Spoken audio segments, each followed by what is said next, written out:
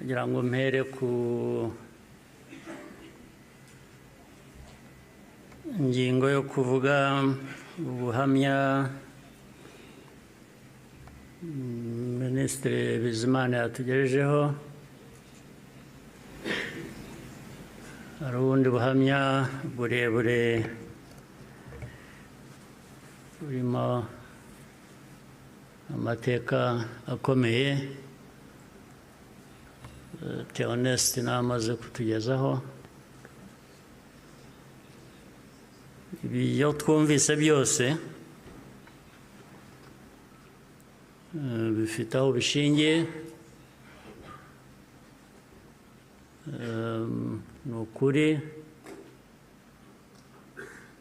abafite uko babihakana cyangwa babihakanya, ngira ngo bafite akazi gakomeye kugira ngo uhindure amateka nk'ayo y'abantu nk'abandi, uyagire uko ushaka, yaba mu gihugu hano byaba hanze, cyane cyane bakunze guhindura aya mateka yacu ku mpamvu zitandukanye.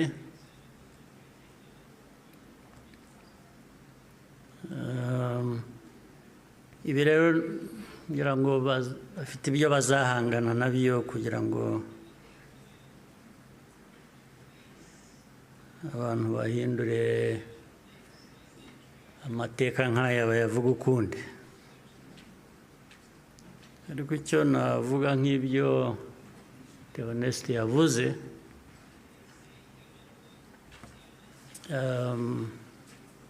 ibihe byo birahinduka, ibihe byarahindutse.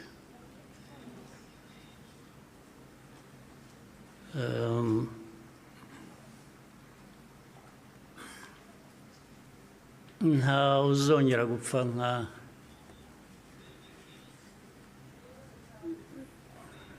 nk'uko Theoneste yabivugaga n'abapfuye, cyangwa nawe uko yapfuye. Buriya yarapfuye, kuba ariho ni nko kuzuka, ariko nta wakongera gupfa kuriya. Impamvu kandi mu zindi nyinshi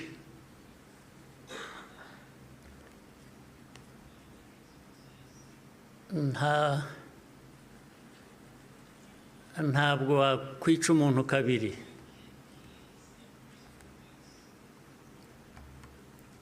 Ubigerageje azakwica mbere yo kumwica.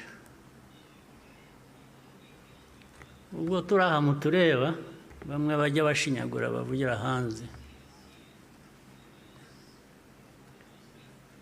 Igihugu cyose, igihugu cy'u Rwanda ureba,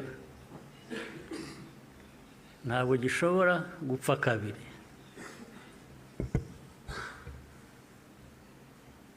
Mbere y'uko wakwica u Rwanda Ruzakwica.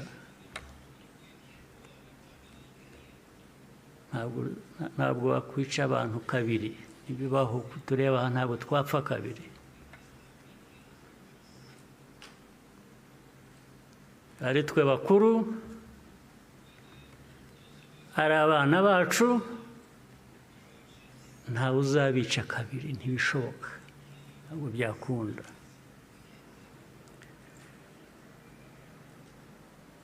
Tuzabaho nk'uko abantu bakwiriye kuba babaho, nk'uko abandi abo ari bo bose babaho, byanze bikunze, ntawe twabisaba kubaho.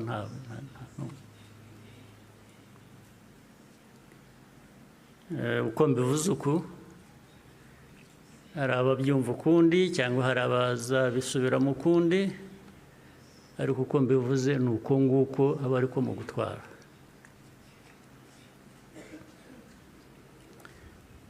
ndabasaba rero ngo nkomeze ijambo ryanjye mu rurimi abashyitsi bamwe hano bumva batagombye kubasemurira cyangwa se benshi cyane bari hanze bafitanye isano n'amateka yacu, harimo n'abo bayahindura bakayagira uko bashaka. Ndagira ngo mvuge mu rurimi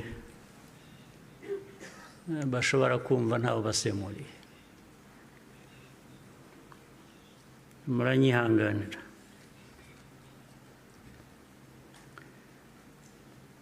Today, we gather again in remembrance to everyone present and watching online. Thank you for joining us on this important day.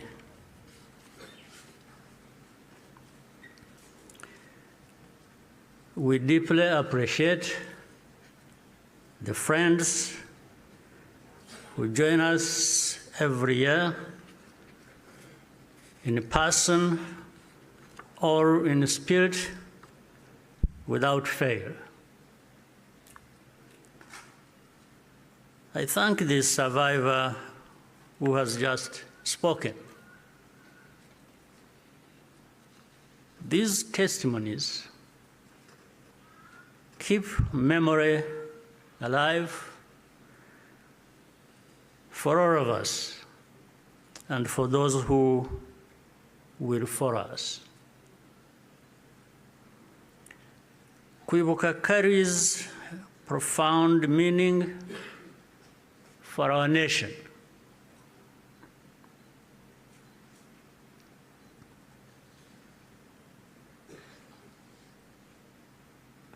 It is how we confront and overcome the divisions that nearly destroyed us.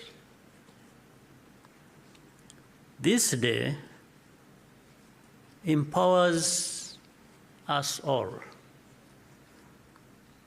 We draw on the strength of survivors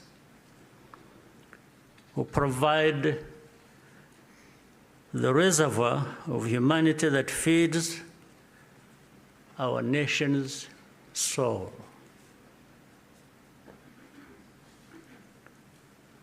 To all survivors, know that you are not alone. We stand with you always. Everything we have achieved was only possible because all Rwandans decided to join hands in a common purpose. We honor the role played by every Rwandan in our country's rebirth. The reality of the genocide is clear for all to see.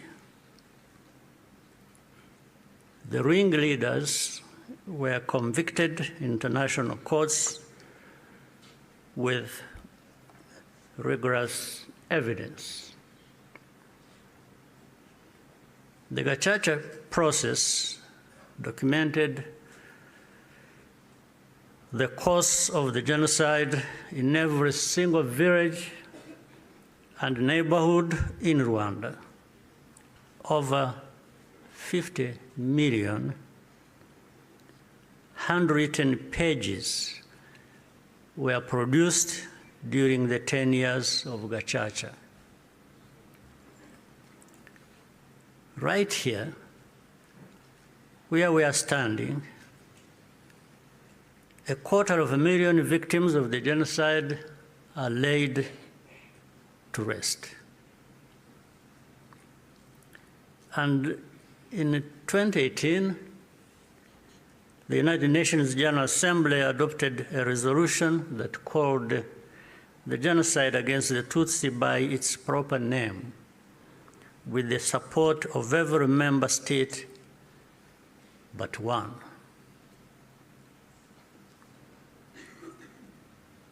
The truth is undeniable, and yet we still find people sowing doubt and twisting the facts up to today. This is not just a matter of ignorance, but something much deeper. It means that the risk of seeing history repeat itself is a constant danger. If we allow ourselves and our friends to become indifferent. Genocide denial begins long before the genocide itself is committed. There is a pattern of looking away from the warning signs or taking them lightly. Hate speech turns into hate acts, dismissed as expressions of popular discontent. Behavior that should be immediately condemned is rationalized and minimized. The preparations are masked by narratives of popular grievance and fear. In the process, a moral equivalence is created between the targets of the genocide and the planners of it. All of these elements were present in our own story. There are some who pretend that the genocide against the Tutsi was a spontaneous event. That's not true. It was carefully prepared and carried out in plain sight.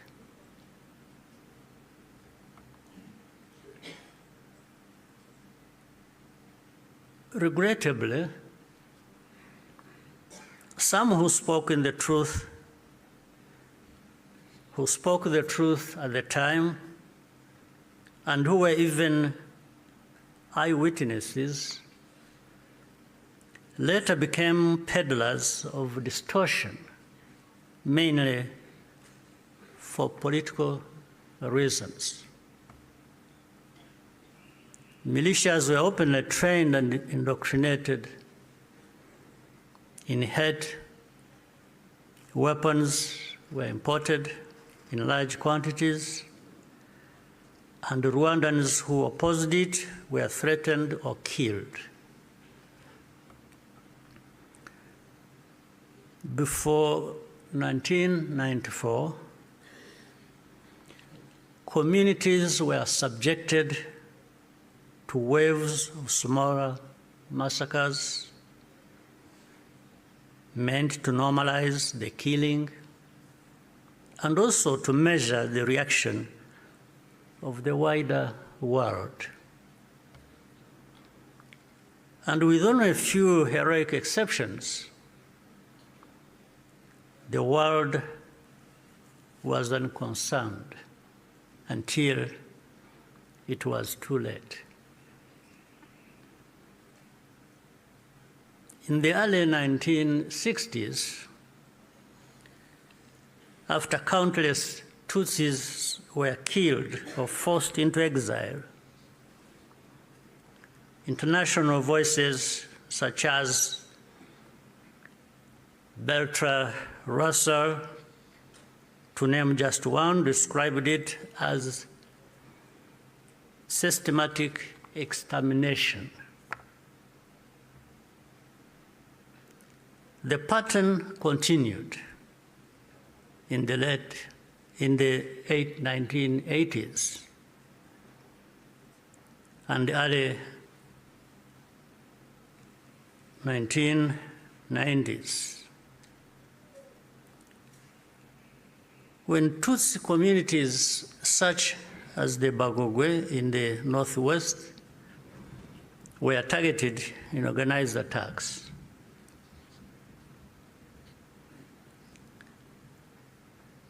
in 1993, a commission led by Jean Crabonnier investigated these atrocities. After documenting mass graves and the involvement of state authorities, they concluded that a genocide was being prepared. In the same year, the UN Special Rapporteur, Bakri Weli Ndiaye, warned that organized propaganda portraying the Tutsis as enemies was spreading openly, helping prepare the population for mass violence. In January 1994, the command of the United Nations mission in Rwanda sent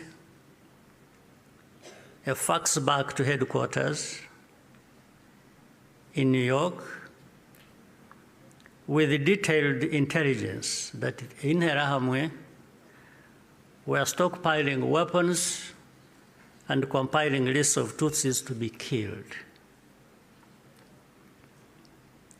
He was then ordered to share the information with the very government which was preparing the genocide and to take no further action. And sadly, the reaction today is no different here in our region. And you can see it right before our eyes. When the genocide began, the nature of the crime was immediately obvious. All Tutsi were targeted because of their identity. Nowhere was safe, including churches and schools. That horrific reality only underscores the humanity and the courage of the Rwandans who took risk to provide hiding places for their fellow citizens. The reaction of the international community was to evacuate foreigners and withdraw most peacekeepers. At Eto, Kichikiro, when the peacekeepers withdrew, thousands of desperate Tutsi were left to die. Such scenes were repeated across the country. If these forces had instead been supported to protect Rwandans, the killers could have been deterred and many people would still be alive. The lives saved by the United Nations peacekeepers who were allowed to remain makes clear how much more could have been done with the political will. Even as the killings accelerated, the language used to describe what was happening itself became a matter of calculation. Genocide is defined in international law precisely to create an obligation to act. To witness such a crime and deliberately refuse to use the term is, in effect, genocide denial, perhaps even a form of aiding and abetting. The technology existed to disrupt the radio broadcasts that directed the killings. The planes capable of jamming those signals were available. Officials even calculated the hourly cost of the mission. In the end, the operation was deemed to be too expensive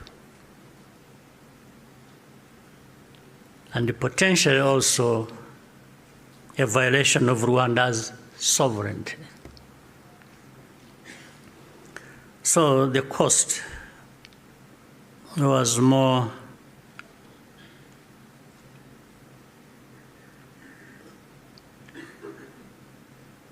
it became too expensive. It was more expensive,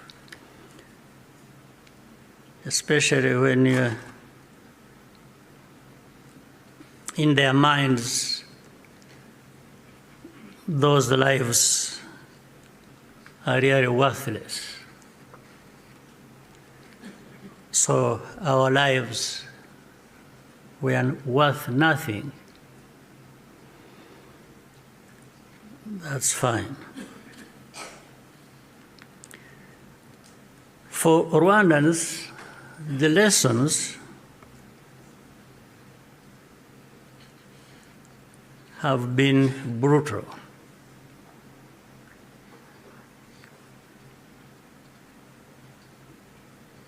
And those lessons have not been forgotten. If our lives do not happen to align with someone else's interests, they are not worth saving. That's fine. And so it had to be the Rwandan Patriotic Army that led the campaign against the genocide and ended it. Our deepest source of grief was always that we could not arrive earlier. This is a simple truth of history, which many today still have reservations about acknowledging, for reasons we do not and maybe will never understand. The culture and character of today's Rwanda Defense Forces, RDF, was forged in those dramatic moments. It guides the conduct of our forces who serve abroad excuse me, in peace-building missions, earning universal respect. Indeed,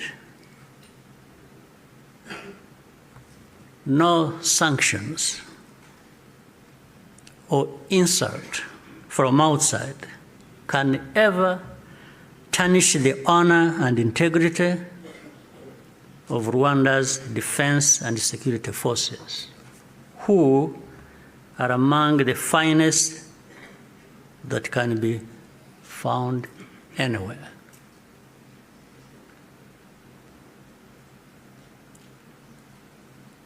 I look forward to raising this matter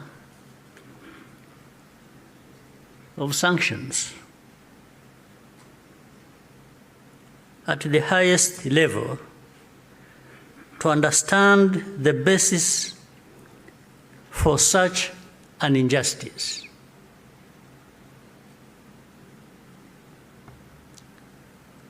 Rwandans understand the cost of tolerating extremism, and our central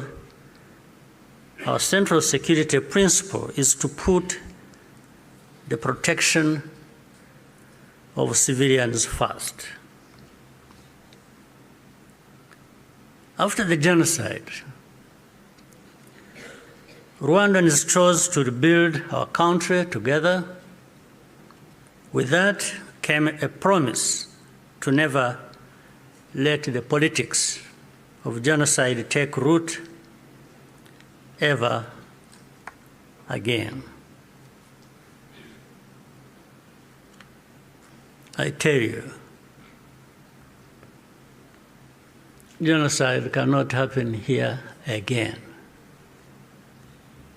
It won't happen.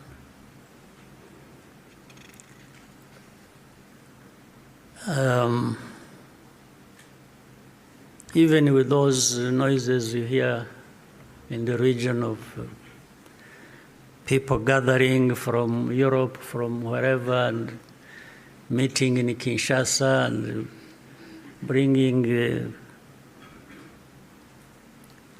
the son of Habyarimana and relatives and others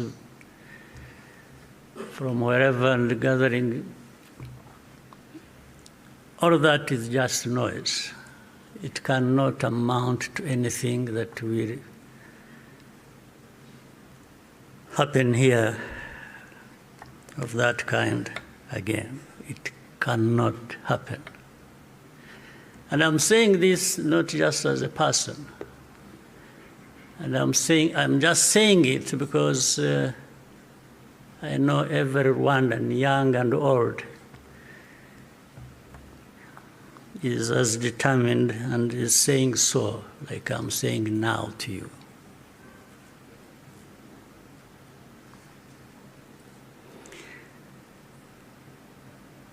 Along the way, Rwandans faced constant criticism and many attempts to twist our history. But the power we will always have is to use our minds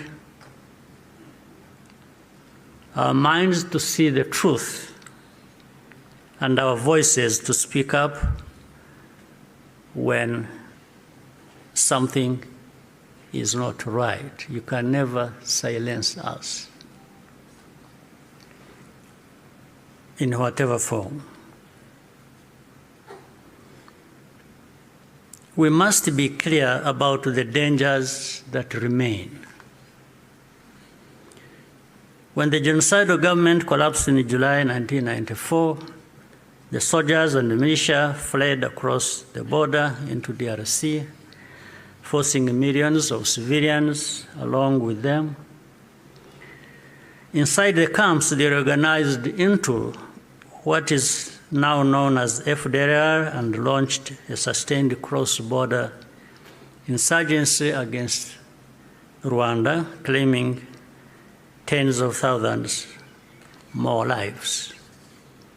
This was the period known as the Abacengezi insurgency, and the western border was only fully secured by the end of the 1990s through the combined efforts of our army and the brave residents of those areas. And since then,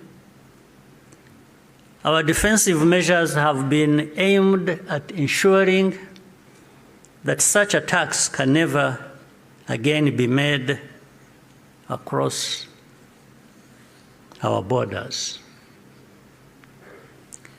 This is not a problem that should be left to Rwanda alone. Doing so only rewards those behind the threats, while Rwanda is penalized for standing up for itself. Imagine a farmer whose field catches fire. At first, the flames are small. A few neighbors think it does not concern them. Others say the wind will change and the fire will die out on its own. So they watch and wait. But the wind does not change. Meanwhile, a pyromaniac is secretly adding fuel to the fire. So the fire spreads from one field to another, and then into the forest and the towns and beyond. Only then do people run with the buckets of water and call for the establishment of a fire department. Africans, more than most, should understand that the danger of moral passivity in the face of hatred and violent extremism.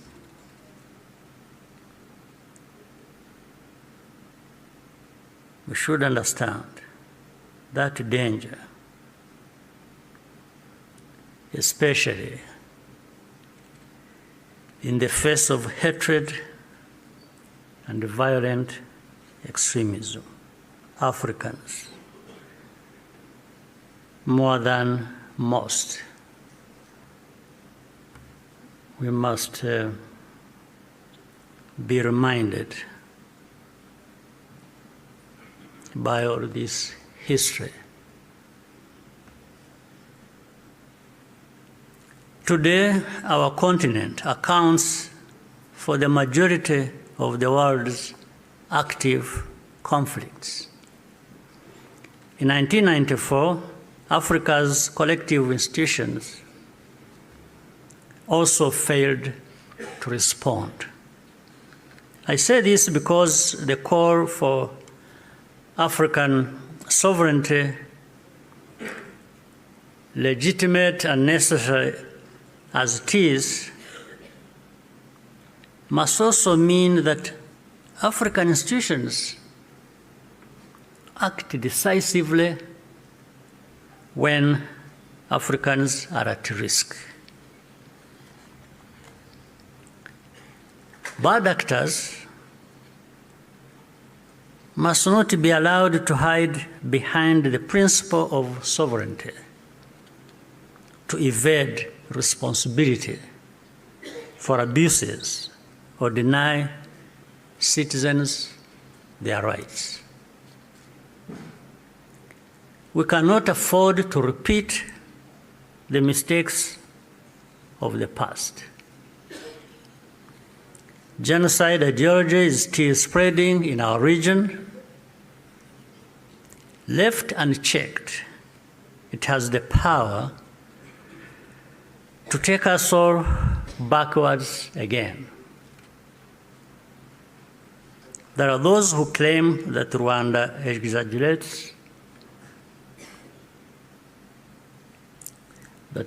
exaggerates, these concerns, or that we have ulterior motives. This is not only false, it exposes the deep cynicism that led to the tragedy we commemorate today. What sustains Rwanda today is the unity of Rwandans and the convictions that, like all people, we have the right to live in safety and dignity and at peace with all our neighbors. What we ask is for partners to join with us to fight extremism, rather than punishing Rwanda for defending itself. We owe future generations of Rwandans more than survival. They deserve to inherit a secure, united, and bold country and an integrated and confident Africa. We invite you to stand with us in remembrance and also in action. I thank you for your patience and kind attention. Murakoze cyane.